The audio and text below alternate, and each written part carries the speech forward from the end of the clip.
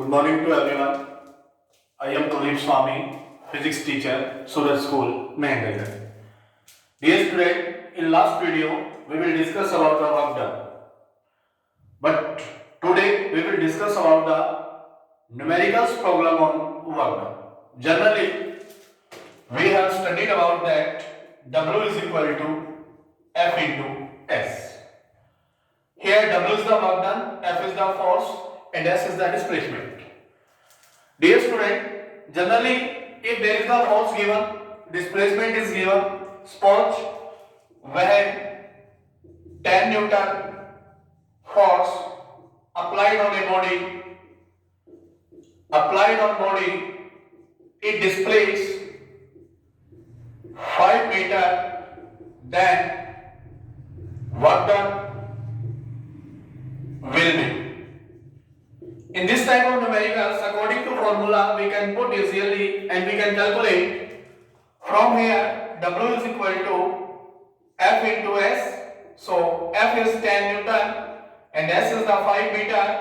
So here is the 50 Newton meter. 50 Newton meter means 50 joule. That is the work done.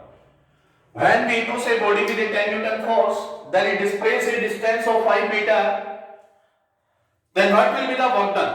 Then the work done is the product of the force and the displacement. So from here we can say that 10 into 5 is equal to 50 Newton meter. And Newton meter can be written as in the joule. But at the level of the NTSC, we have to take a mark from here. Dear student, I told you about that dW is equal to F dot ds. There I will tell you dot product resolved into the cos theta. When theta will be 0, then work done will be positive. Here it means that when the direction of the force and the displacement are same.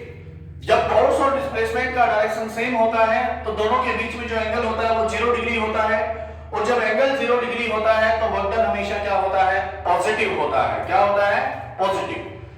जब बात करते हैं when the direction of the displacement and the distance force, when the direction of the displacement and the force is perpendicular, जब दोनों एक दूसरे के ऊपर perpendicular होंगे then the angle will be the 90 degree and cos 90 will be exist 0, so the work done will be 0. जब बात करते हैं when the displacement direction and the force direction are opposite to each other, then there exists the angle of 180 and the cos 180 is equal to -1, so then the work done will be negative. But there is some numericals, we will discuss about them. Suppose that there is a body on which a force F is equal to minus k by x square. कोई भी body है, उसके ऊपर एक force लग रहा है, उस फोर्स का जो वैल्यू है वो F is equal to minus k by x square. जैसे ही उस बॉडी के ऊपर फोर्स लगता है वो x एक्सिस के अलोंग रोटेट करता है, मूव करता है, डिस्प्लेस करता है. वो x एक्सिस के अलोंग डिस्प्लेस करता है और उसका जो डिस्प्लेसमेंट पॉइंट है x is equal to minus a to 2a, वो नेगेटिव से कहां की ओर जा रहा है? पॉजिटिव की ओर. सपोज कीजिए ये हमारे पास x एक्सिस है, ये y एक्सिस है, ये माइनस ए पॉइंट है, ये प्लस ए पॉइंट है और ये 2a पॉइंट है अपने पास. अब बॉडी जो मूव कर रहा है वो माइनस ए से लेकर 2a तक कर रहा है. बॉडी के ऊपर जो फोर्स लग रहा है वो माइनस का k by x स्क्वायर लग रहा है. हमें इस कंडीशन के अंदर वर्क डन बताना है. How much will be the work done? Dear student, according to formula dw is equal to f dot ds बताया मैंने आपको, लेकिन डिस्प्लेसमेंट कर रहा है वो dx की डायरेक्शन में है तो हमारे पास क्या हो जाएगा? f dot dx. Dear student, dw is equal to f का वैल्यू पुट कर दिया हमने माइनस का k by x स्क्वायर और इनटू में क्या हो जाएगा? dx. Dear student, taking integration dw is equal to k constant है उसको हम बाहर ले लेते हैं, इंटीग्रेशन ऑफ माइनस भी हमने बाहर ले लिया 1 by x square into dx. Dear student, limit put करते हैं माइनस a से लेकर 2a तक.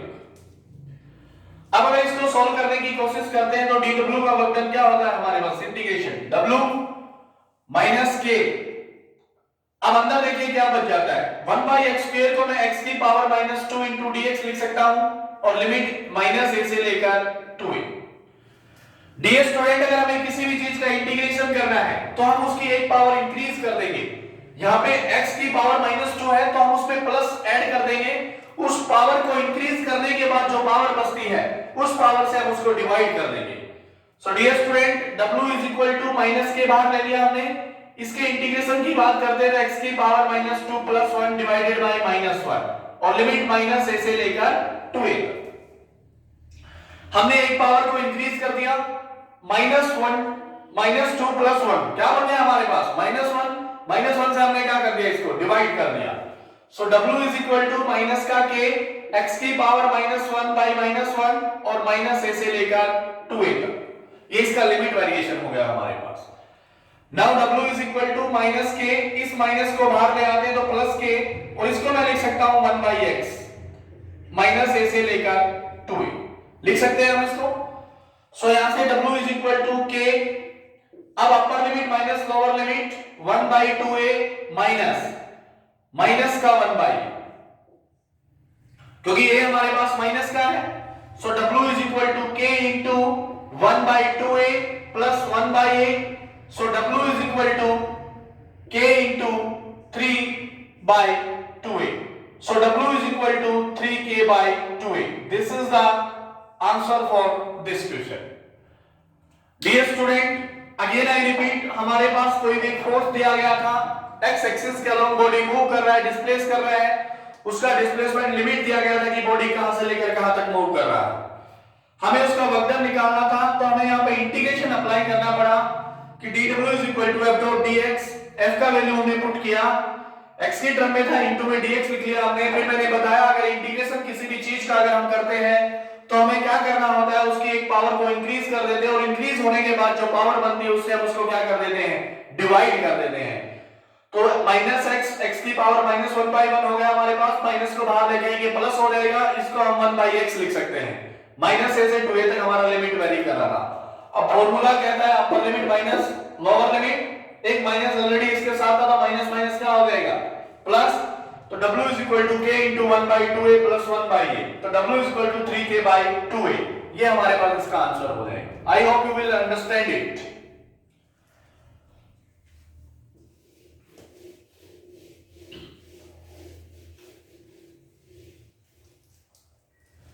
नेक्स्ट न्यूमेरिकल की बात करता हूं मैं। कोई भी एक रबर है, उसको एक डिस्टेंस तक इंक्रीज किया जाता है। सपोज करते हैं हमारे पास कोई एक रबर है, उसको x डिस्टेंस तक इंक्रीज किया जाता है। x डिस्टेंस तक इंक्रीज करने के लिए उसके ऊपर एक फोर्स लगाया जाता है। वो फोर्स है हमारे पास ax² प्लस bx मान लेता हूं। ये force applied on a body increase from ax² plus bx, ये मैंने मान लिया। अब अगर यहां से बात करते हैं, हम बात करते हैं कि जब उसके ऊपर जब भी वो फोर्स लगाया जाता है तो सपोज करते हैं कि वो किसी भी एक डिस्टेंस तक मूव करता है और उस डिस्टेंस को हम मान लेते हैं यहां पे कि उसने किस डिस्टेंस तक मूव किया है, x एक्सिस के अलोंग l डिस्टेंस तक मूव किया है। अब हमें कैलकुलेट करना है कि उस बॉडी के ऊपर टोटल फोर्स कितना लगेगा, उस बॉडी के ऊपर टोटल फोर्स कितना लगेगा। देखिए according to formula dw is equal to क्या होता है, f dot dx। dw is equal to f का वैल्यू पुट किया हमने ax² प्लस bx इंटू में क्या हो जाएगा dx। Taking integration on both side dear student, तो अंदर ये सभी के साथ इंडिविजुअली मल्टीप्लाई हो जाएगा, तो ax² इंटू dx। अब a कांस्टेंट है तो हम इसको बाहर लिख लेते हैं, प्लस b कांस्टेंट है इसको हम बाहर लिख लेते हैं x into dx। Limit very करेगा 0 से लेकर l तक, क्योंकि मैंने कहा कि उस रबर को कितने डिस्टेंस तक इंक्रीज किया जा रहा है, l डिस्टेंस तक। x एक्सिस के अलोंग उसको डिस्प्लेस कर रहे थे, मैक्सिमम लिमिट कितनी पहुंच जाती है, उसकी लेंथ l के बराबर पहुंच जाती है। Now w is equal to a constant है, x का इंटीग्रेशन क्या होगा, मैंने कहा था एक पावर बढ़ा देंगे, बड़ी हुई पावर से क्या कर देंगे, डिवाइड कर देंगे, प्लस b x का इंटीग्रेशन क्या होगा, एक पावर बढ़ा देंगे, बड़ी हुई पावर से क्या कर देंगे, डिवाइड कर देंगे, लिमिट 0 से लेकर l तक। So w is equal to a x का क्यूब बाय 3 और उधर से हमारे पास क्या हो जाएगा b x का स्क्वायर बाय 2। a और b यहां पे कांस्टेंट है, then w is equal to, अब देखिए यहां से 0 टू L और ये भी क्या हो जाएगा 0 टू L। अब हमें L की फॉर्म में निकालना है, then W is equal to AL³/3 plus BL²/2। अगर यहां से बात करें तो L² कॉमन आ जाएगा, then W is equal to AL/3 plus B/2। ये हमारे पास वर्क डन हो जाएगा। This is the work done. A constant था x² into dx रखा, B कांस्टेंट था x into dx रखा, इसका x³/3, इसका क्या हो जाएगा x²/2। लिमिट 0 से लेकर L पुट करना है हमें, L में हमने इसको चेंज कर दिया, अपर limit minus lower limit. Lower limit 0 थी, 0 बाई समथिंग सारा क्या हो जाएगा 0 हो जाएगा। ऐसे ही BL का स्क्वायर/2, यहां से L² हम कॉमन ले सकते हैं, क्या बच गया AL/3 plus B/2। This is the work done on the rubber.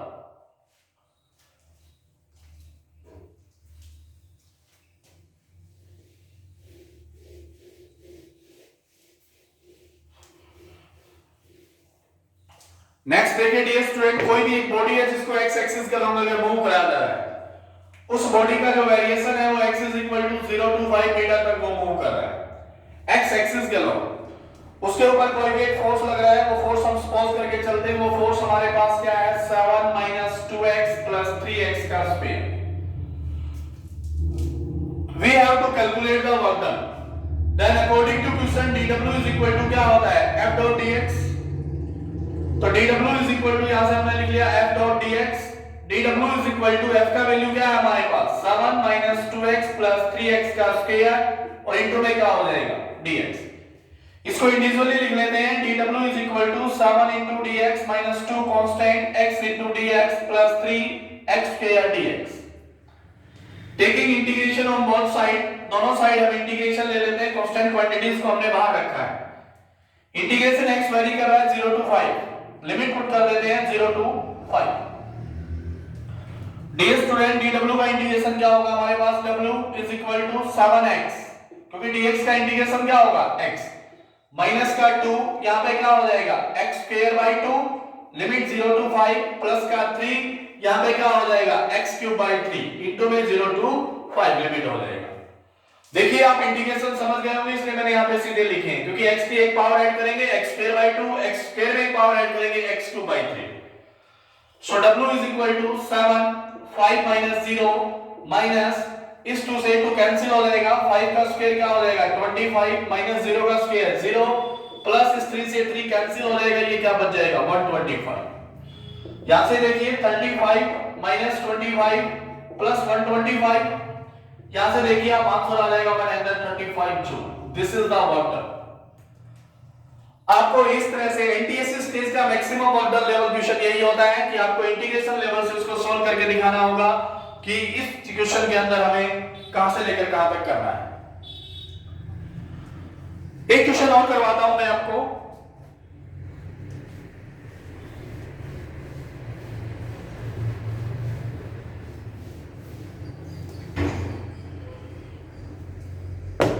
Suppose कीजिए आपके पास कोई भी एक मास बॉडी है जिसका मास है वो 2 kilogram. We have a mass body having a mass 2 kilogram, उसके ऊपर एक फोर्स अप्लाइड किया जाता है। सपोज करते हैं वो फोर्स है वो हमारे पास 3I cap plus J cap Newton force उसके ऊपर लगाया जाता है। जैसे ही उसके ऊपर फोर्स लगाया जाता है वो बॉडी मूव करती है और उस बॉडी का जो मूव पॉइंट है वो मूव करती है 2I cap plus K cap. ये उसका फर्स्ट पोजीशन वेक्टर है जिसको मैं r1 का नाम देता हूं, जहां पे वो एक्चुअल में पोजीशन के अंदर थी। फिर उसके ऊपर फोर्स लगाया जाता है, फिर वो मूव करना स्टार्ट कर देती है और उसका जो मूविंग पॉइंट है वो आ जाता है 4I cap plus 3J cap minus का K कैप। मतलब ये उसका R2 पॉइंट है कि वो दूसरी जगह किस जगह पे जाके वो रुकती है। अगर इस तरह की कोई भी कंडीशन आपके सामने है पैदा हो जाती है तो आपको किस तरह से उसको सोल्व करना है। देखिए अगर सपोज कीजिए आप यहां से आपको क्या चाहिए डिस्प्लेसमेंट चाहिए, डिस्प्लेसमेंट आपके पास नहीं है वो आपको कैलकुलेट करना है, क्योंकि आपके पास दो डिस्प्लेसमेंट दिए गए। तो ये इनिशियल पोजीशन होती है, ये फाइनल पोजीशन होती है। अगर फाइनल पोजीशन में से इनिशियल को घटा दिया जाता है तो डिस्प्लेसमेंट वेक्टर आ जाता है। इट मींस दैट आपको क्या सोल्व करना है r2 - r1। r2 - r1 को आप सोल्व कीजिए 2I कैप 3J है तो 0 हो जाएगा, प्लस का 3J कैप और माइनस का क्या हो जाएगा 2K कैप। ये आ गया आपके पास डिस्प्लेसमेंट वेक्टर। अब आपको वर्क डन निकालना है W। W is equal to क्या होता है, dW is equal to f dot dx। अगर हम बात करते हैं तो dx हमारे पास आ गया, तो f का वैल्यू क्या है हमारे पास 3i cap plus j cap into में ये क्या हमारे पास 2i cap plus 3j cap minus का 2k कैप।